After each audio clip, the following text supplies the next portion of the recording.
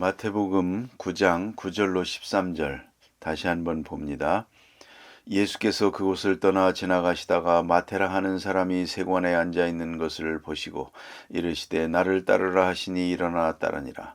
예수께서 마태의 집에 앉아 음식을 잡수실 때에 많은 세리와 죄인들이 와서 예수와 그의 제자들과 함께 앉았더니 바리새인들이 보고 그의 제자들에게 이르되 어찌하여 너희 선생은 세리와 죄인들과 함께 잡수시느냐. 예수께서 들으시고 이르시되 건강한 자에게는 의사가 쓸데없고 병든 자에게라야 쓸데있느니라. 너희는 가서 내가 긍휼을 원하고 죄사를 원하지 아니하노라 하신 뜻이 무엇인지 배우라. 나는 의인을 부르러 온 것이 아니요 죄인을 부르러 왔노라 하시니라. 아멘. 어제 우리가 9절로부터 13절까지 보았는데요. 오늘 다시 한번 보겠습니다. 지난 시간에 말씀드린 바와 같이 예수님의 12 제자 중에 하나가 바로 세리입니다. 세관 현장에서 일을 보고 있는 그 사람을 즉석에서 제자를 불렀습니다. 인간적으로 생각해 보면 비록 세리가 세관에 앉아 있지만 그 마음은 어땠는가 하는 것을 엿볼 수가 있게 됩니다. 여러분, 비록 우리가 이런 모양 저런 모양으로 살아도 그 마음 중심만은 주님의 제자가 될 만큼 깨끗하고 정결하게 그렇게 살아가야 하는 것입니다. 일본 오사카에 가면 속칭 막달라 마리아 교회가 있습니다. 교회 이름이 따로 있지만 사람들은 그렇게 부릅니다. 그 교회는 우리 한국 여성들이 일본에 돈 벌러 간 일이 있지 않습니까? 가서 주로 술집에서 일합니다. 비록 술집에서 일하지만 그들의 마음은 깨끗합니다. 그래서 열심히 교회에 나옵니다. 또 그들 가운데는 일본 사람하고 결혼한 사람도 많고요. 그리고 남편도 교회에 데리고 나옵니다. 남편은 일본 사람입니다. 그런데 재미있는 것은 저녁 식사 대접을 한다든가 할 때 그렇게 일본 사람하고 사는 여집사님들이 여러 명이 모입니다. 오늘 세리집에 세리들이 모인 것처럼 말이죠. 그리고 큰 잔치를 하면서 이렇게 대접을 잘 용서하게 합니다. 예배를 드리려 보니까 80%가 여자 성도입니다. 그리고 그 중에 상당한 수가 술집에서 일하는 분들입니다. 자, 여러분은 어떻게 생각하십니까? 그래서 그들은 아주 열심히입니다. 봉사도 아주 열심히 하고 그 교회가 오사카에서 우리 교민교회 가운데는 가장 많이 부흥된 교회라고 합니다. 여기서 우리가 생각을 해야 됩니다. 비록 세관에 앉아 있지만 그 마음은 아주 깨끗한 사람이었습니다. 예수님은 그걸 보았습니다. 그러기 때문에 나를 따르라 하고 불렀고 부르자마자 다 버리고 예수님의 제자가 된 것입니다. 그걸 우리가 깊이 생각해야 됩니다. 비록 우리가 어떤 처지에 있든지 간에 내 처지가 어떻든지 그게 문제가 안 됩니다. 심령이 온전히 하나님께 향하고 있을 때 하나님은 그를 부르시고 그를 기뻐하시는 것입니다. 반대로 바리새교인과 서기관 제사장들은 의젓한 주님의 사람들입니다. 많은 사람에게 존경받는 전문적인 교인입니다. 그러나 그 마음속에는 사탄이 있었고 악마가 있었습니다. 시기 질투가 있었습니다. 예수님이 역사하시는 걸 보고 당장 십자가에 못 박아 버리겠다고 생각하고 계책을 꾸며서 기어이 예수를 십자가에 못 박지 않습니까? 그런 거로 우리는 생각해야 됩니다. 사람을 외모로 판단하지 말 것이요. 그의 형식으로 보지도 말고 직업으로 보지도 말고 그 중심을 봐야 됩니다. 하나님은 그 중심을 보신다 그 말입니다. 어떤 처지에 있든지 그 중심이 하나님 보시기에 합당할 때 막달라 마리아도 부르셨고 세리도 부르셨습니다. 지금 어떤 행동을 하고 있느냐 그것에만 매일 것이 아닙니다. 그 깊은 중심을 하나님은 알고 계신다는 것을 우리가 잊지 말아야 하겠습니다. 여기 본문에 한 절이 빠진 것 같이 느껴집니다. 마태가 예수님을 초대했다 하는 말이 없습니다. 그 집에 들어가서 잡수신다는 말만 있고요. 물론 마태가 예수님께 오늘 잔치를 하겠습니다. 그래 가자 뭐 이런 순서가 있지 않았겠습니까? 그래 가봤더니 여기 보니까 세리의 친구는 세리뿐이요 죄인의 친구는 죄인들입니다. 이런 사람들이 가득히 모였다 이겁니다. 세리를 제자 삼으시는 걸 보고 다른 세리들도 예수님을 믿게 됐습니다. 그래 예수님 앞에 모이게 됐는데 여기에 이제 문제가 있는 것입니다. 이것을 보고 바리새인들이 가만히 있을 수가 없죠. 그 제자들에게 말하기를 어찌하여 너희 선생은 세리와 죄인들과 함께 잡수시느냐? 세리와 죄인들과 함께 잡수시느냐?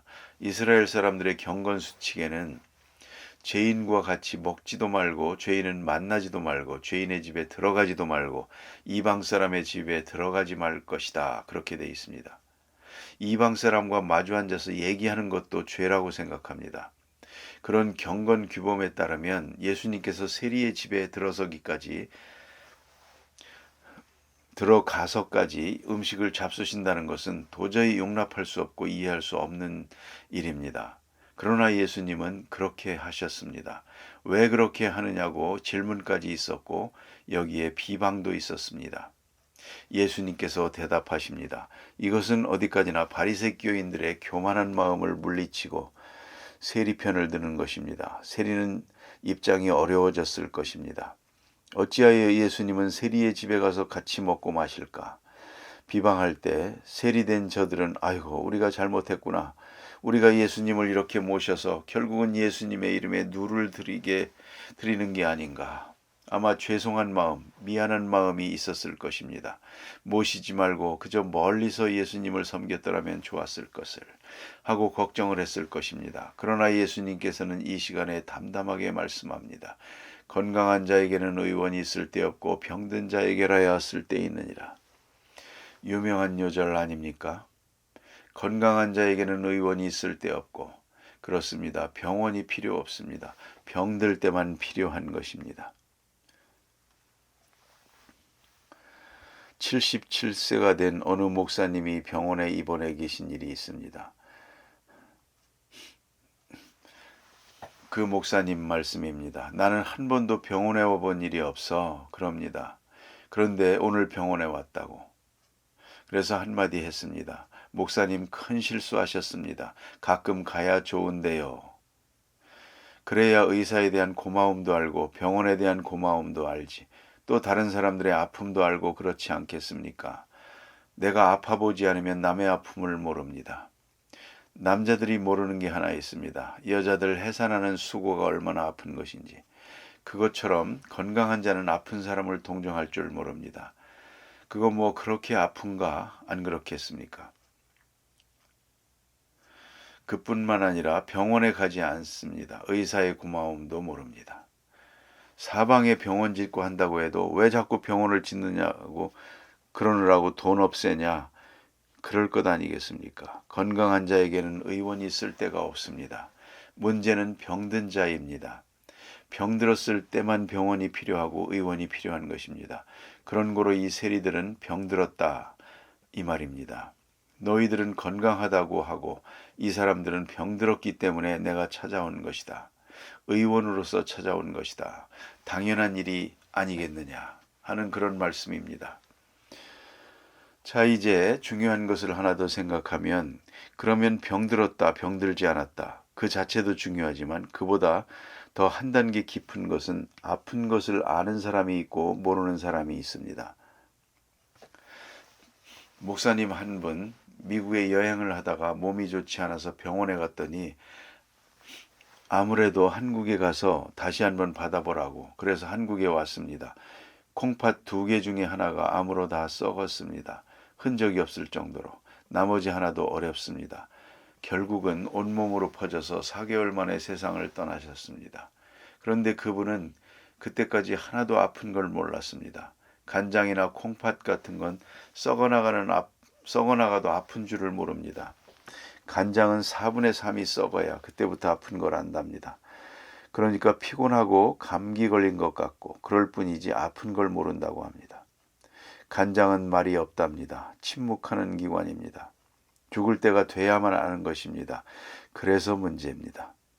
흔히 말하는 암이라는 것도 처음에는 아픈 걸 잘 모릅니다. 상당히 발전한 다음에야 알지 않습니까? 문둥병은 더더욱 모릅니다. 손발이 떨어져 나갈 때에야 아픈 걸 압니다.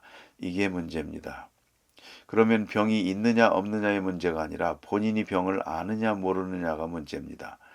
본인이 병을 의식하고 있느냐가 문제라는 말입니다. 이걸 아셔야 됩니다.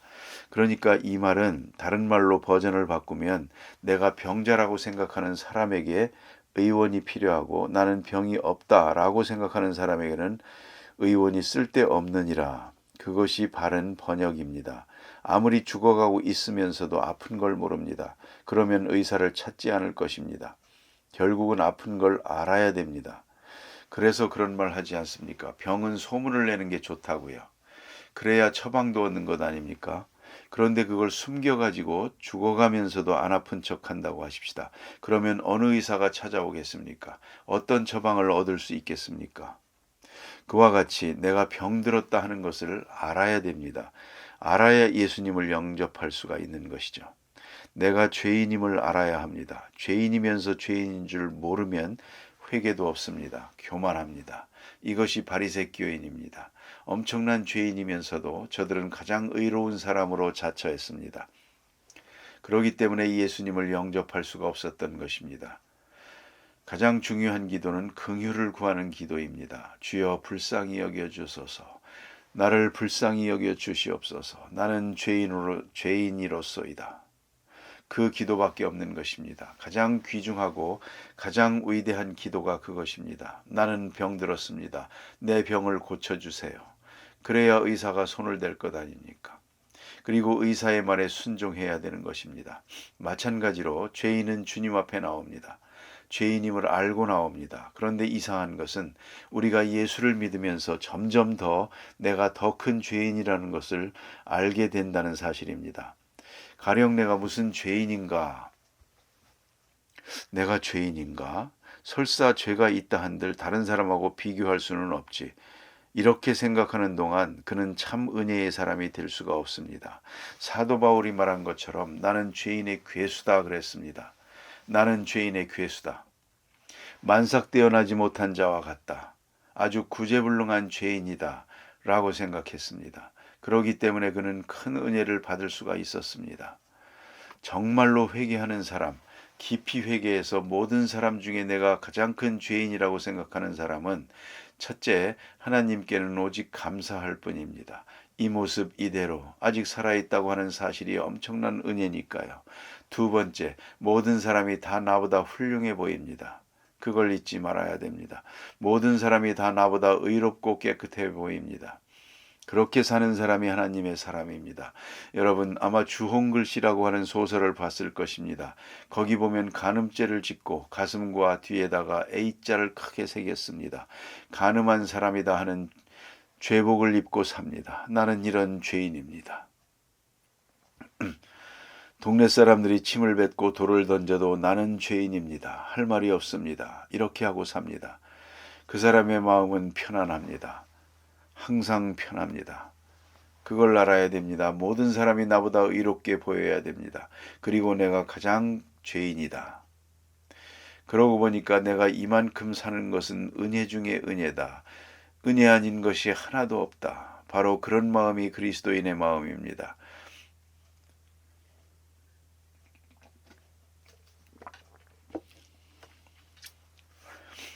저는 어거스틴의 참회록에 있는 한 구절을 가끔 외워봅니다. 하나님, 내가 생각하는 것, 말하는 것, 행동하는 것, 그 어느 하나 중에 죄 아닌 것이 있더이까? 그래요. 죄 아닌 것이 없습니다. 생각하는 것, 말하는 것, 행동하는 것, 그 모든 것에 죄가 있습니다. 나는 죄인이요. 늘 그 마음이 성 어거스틴의 마음이었습니다.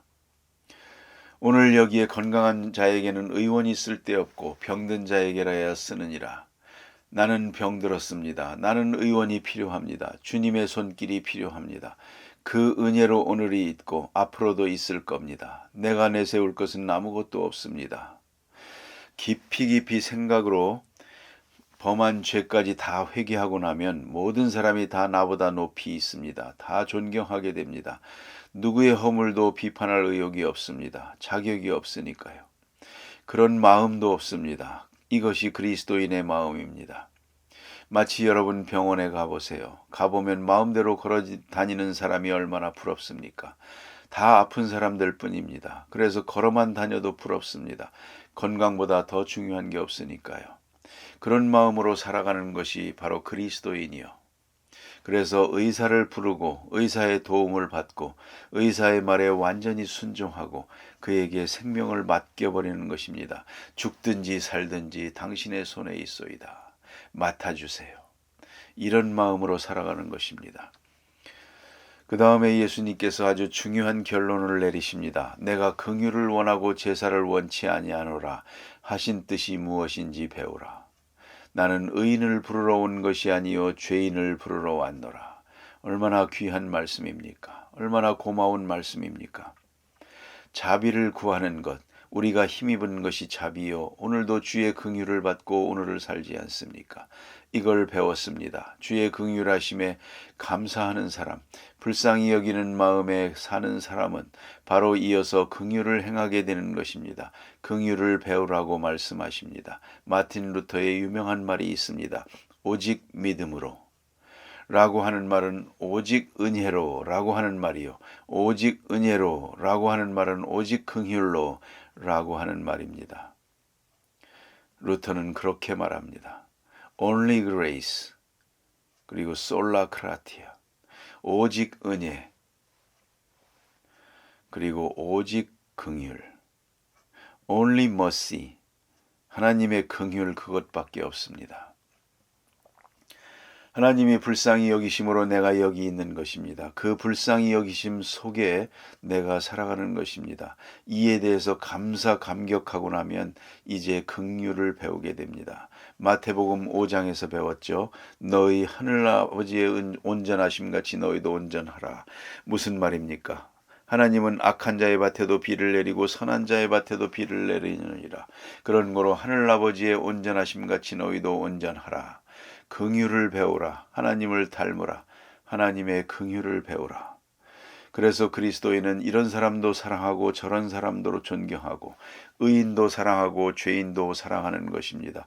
내가 입은 바 긍휼이 있으니 내가 힘입은 긍휼에 대한 감사한 마음이 긍휼을 베푸는 마음으로 바뀌는 것입니다. 그걸 잊지 말아야 되겠습니다. 어떤 사람들은 힘든 가운데서도 그저 돈만 생기면 장학금을 주려고 평생 애쓰는 분이 있습니다. 왜 그렇게 돈만 생기면 장학금을 주느냐? 자기가 고학을 하면서 공부할 때 너무너무 어려웠습니다.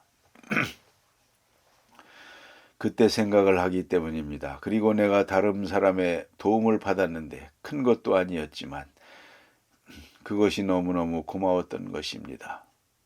내가 이런 은혜를 입었기 때문에 이제 베풀어야 되지 않겠느냐 그런 것입니다. 긍휼하심을 입었으니 긍휼을 베풀어야 됩니다. 긍휼을 배우고 긍휼을 익혀야 합니다.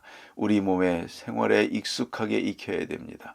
불쌍히 여기는 마음이 가득해야 됩니다. 하나님이 나를 불쌍히 여겨서 내가 여기 있지 않습니까? 이것에 감사하고 이 긍휼에 대한 보답은 내가 또 다른 사람에게 긍휼을 베푸는 것입니다. 그래서 예수님 말씀하십니다. 의인을 부르러 온 것이 아니요 죄인을 부르러 왔노라. 나는 제사를 원치 아니하고 긍휼을 원하노라. 얼마나 깊고 귀중한 말씀인지 모릅니다.